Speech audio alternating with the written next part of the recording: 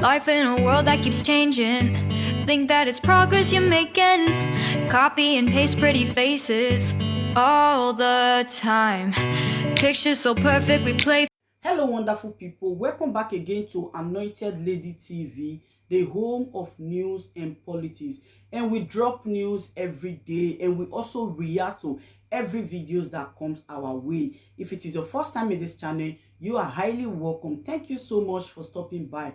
And if you are returning subscribers, we appreciate you for your massive support, and we say may God richly bless you all for supporting this channel. And if you haven't subscribed, please kindly smash on the subscribe button, put on the bell so you get to know anytime we drop a new video.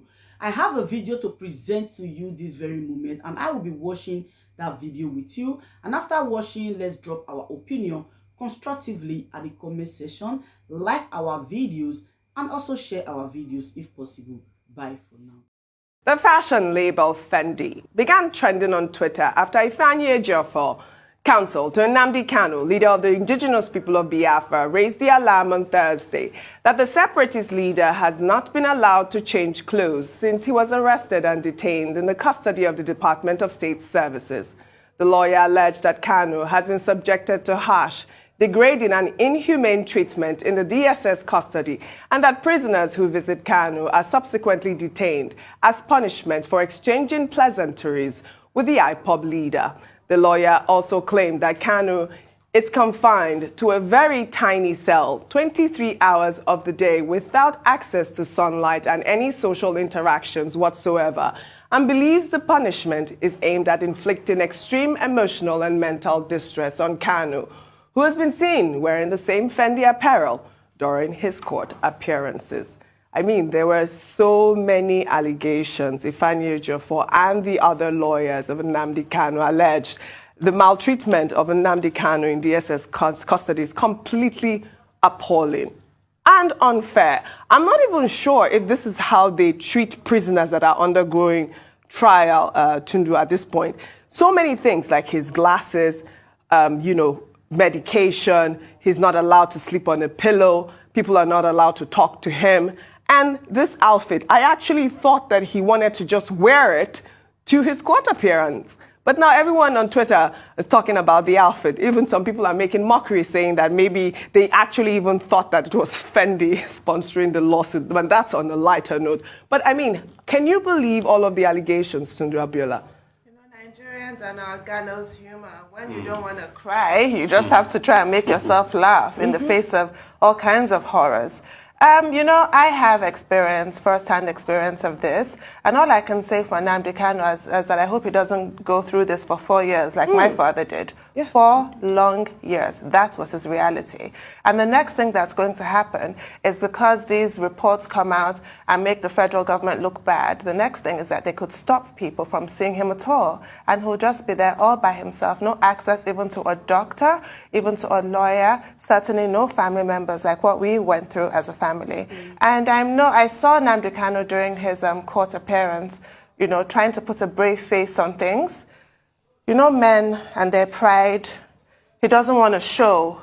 I guess he doesn't want to even sort of weaken the people who really believe in him and support him. He's trying to put a brave face on it, trying to look normal. But what he's going through is the exact opposite of normal, which is why I've sat here on a few occasions and said people should be very careful with their utterances, with their actions, so that they do not get this man killed. It has happened before. It must never happen again. And it's just very sad that here we are in 2021, after my dad died for democracy. We're still having this conversation in 2021 of somebody being treated so appallingly, like they're kind of a serial killer. Under what circumstances should somebody be treated like this? I was going to ask. So I'm hoping that the DSS will come out with a statement and completely deny these accusations and prove that the accusations are completely false and that he is being allowed a change of clothes. I mean, really. This is, there's all kinds. We think of, Guantanamo Bay and, water torture and, the loud music blaring as forms of torture. But then solitary confinement is a form of torture. It is. Putting somebody in a tiny cell for 23 hours is a form of torture. And it's just really sickening. We're still having this conversation in this country. Over to the DSS, I really do hope that they actually deny this and that denial is true. Yes, we're waiting for that. Rufai. I mean, when you look at all the accounts, let's not forget that Nnamdi Kanu has got rights in this country. And those rights, please, for the sake of peace in this country, must be enforced. You can't keep a man without change of clothes for how many months now?